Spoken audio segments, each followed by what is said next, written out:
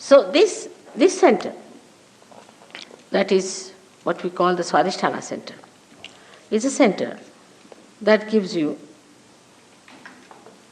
your future, energy to think of your future, your planning, which gives you energy to bring forth the manifestation of the physical labor or physical exercise or physical work. This poor center has to work for one work, to convert the fat for the use of the brain. Now if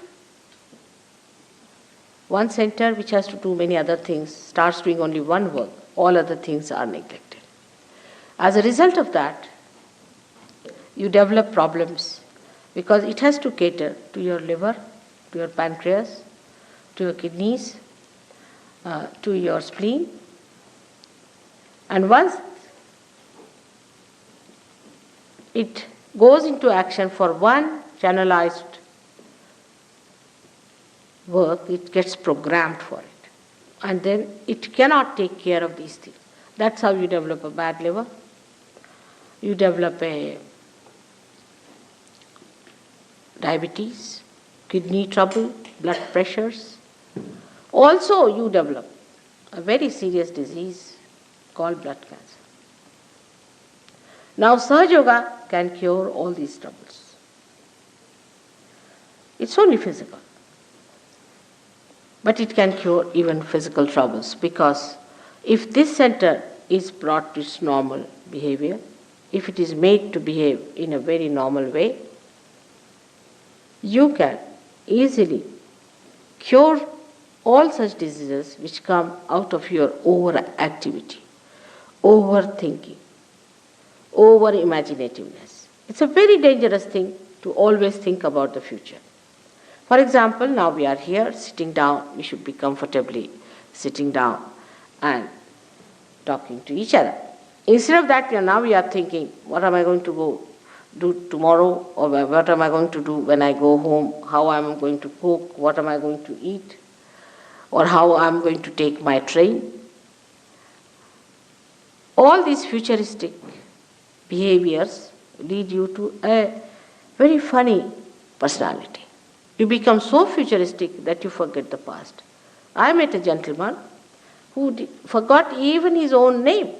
He forgot the name of his father, he forgot the name of his mother, and also, to the dismay of his wife, her name.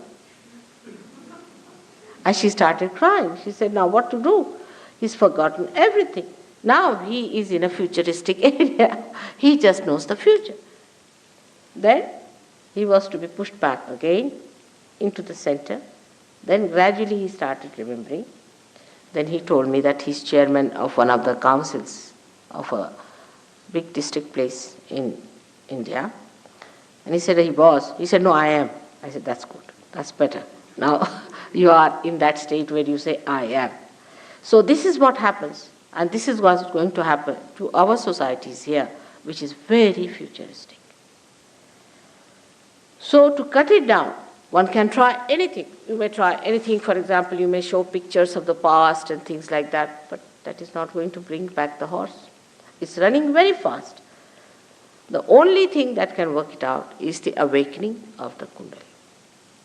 When the Kundalini awakens itself, she makes the center enlighten, and the center itself resumes its normal shape, its normal behavior, and its normal condition.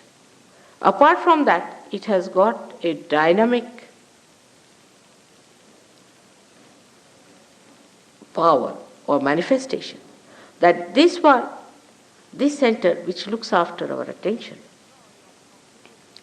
becomes enlightened, and our attention becomes enlightened, and the attention which is enlightened becomes dynamic. In the sense now, sitting down here, you can pay attention to anyone. Just pay attention. You don't have to do anything. Just pay attention to that person, and you can find out on your fingertips what's the matter with the person. Thousands of miles he may be. When Nixon was having trouble, suddenly, I don't know, I said, find out about Nixon, how is he? And they said, Ma, he's in a terrible mess. Christ has said your hands will speak. That's the time has come.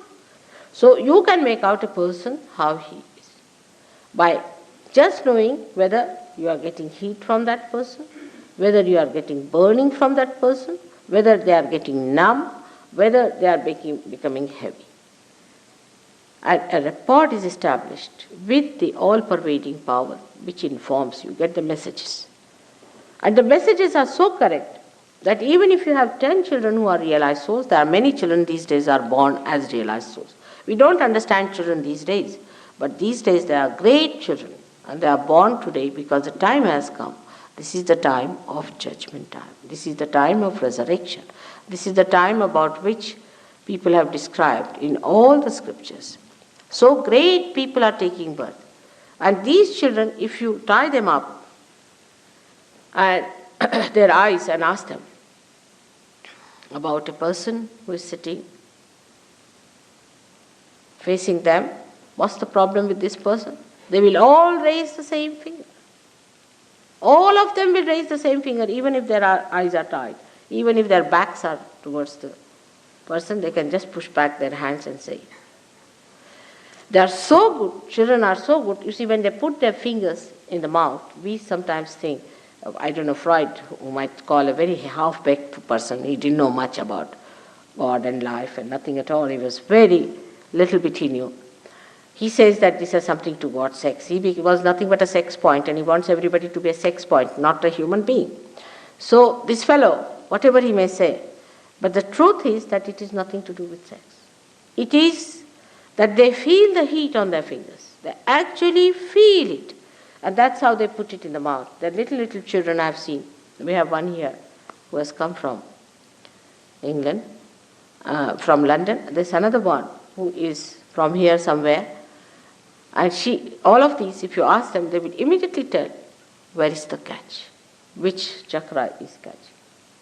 Now, children, you cannot be fooled. They all tell you the same thing, that this is what is happening. So your awareness is enlightened, and your hands, which have got the sympathetic endings here, tell you. We can say that now, in our central nervous system, we can feel about others and about ourselves.